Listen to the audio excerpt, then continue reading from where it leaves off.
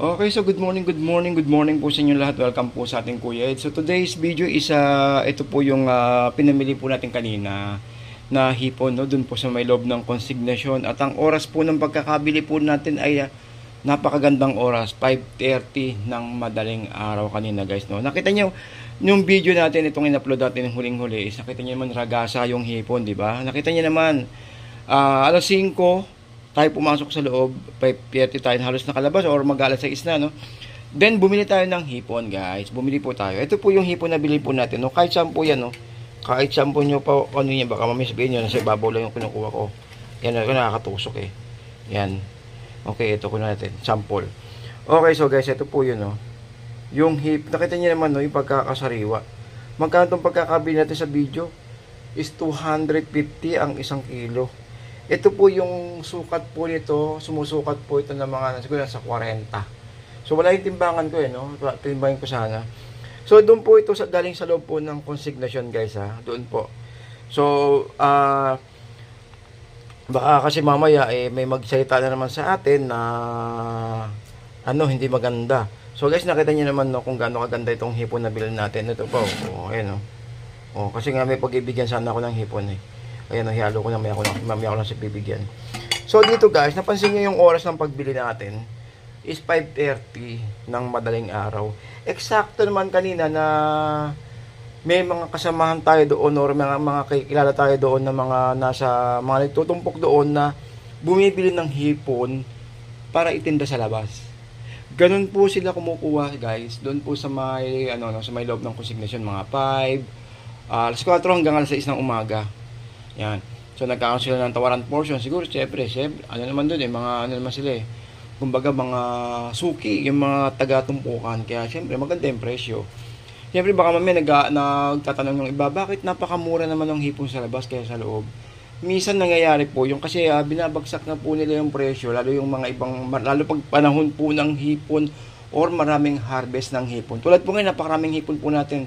Baka mamaya may magtaka, Kuya Ed, ba't ang murang-mura sa labas, ang mahal sa loob? Guys, yung pong sitwasyon po ng hipon kasi, ito, nakita nyo to, no?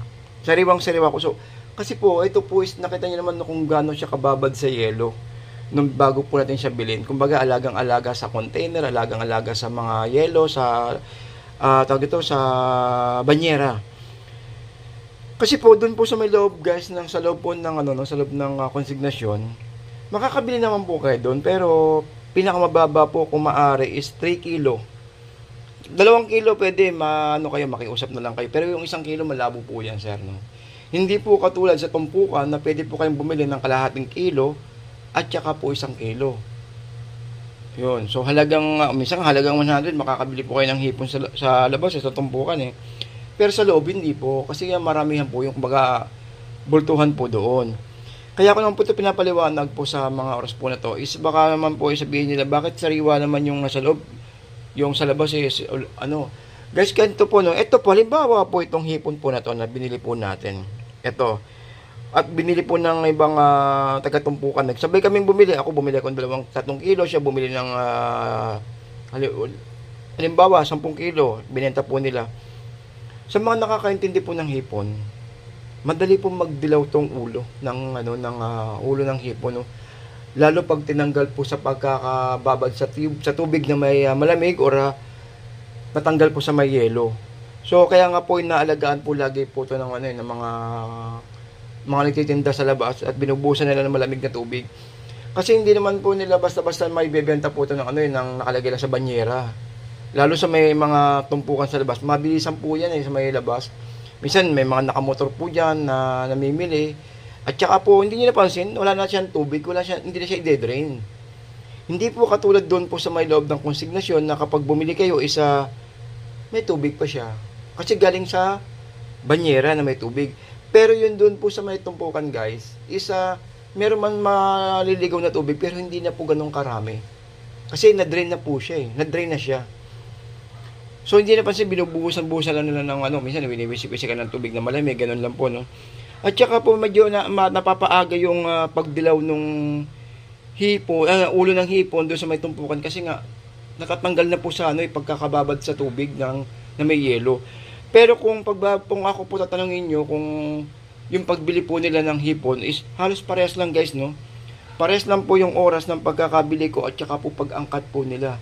Ang problema lang doon is akin ay pwede kong iuwi rito. Tulad ito, ganito pa siya kasariwa. Kasi nga, nilagyan ko po ng yelo nung pagbiyahe ko rito. Tsaka ko nilagay sa freezer o nilagyan ng tubig na malamig. Ngayon nakalagay sa tubig na malamig to actually. Eh sila po, yung mga nagkakariton, nakapansin nyo, di ba? Nakalagay sa kariton, nakalagay sa lamesa.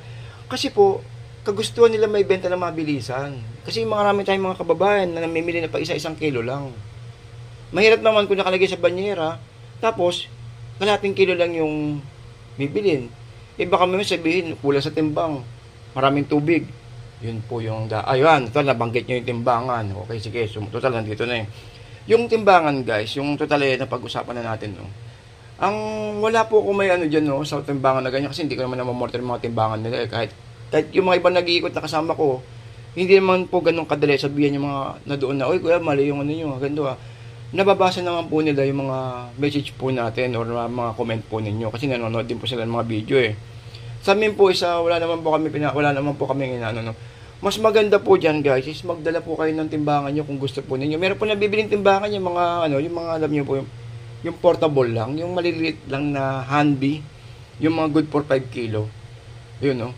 So yun lang ang ano ko, yun lang po ang ano, no, ang may titip ko po sa inyo guys na kung gusto po niyo makasigurado ng timbangan, magdala lang po kayo ng timbangan na, no, yung portable po, yung maliit lang, yung naibubulsa, yan.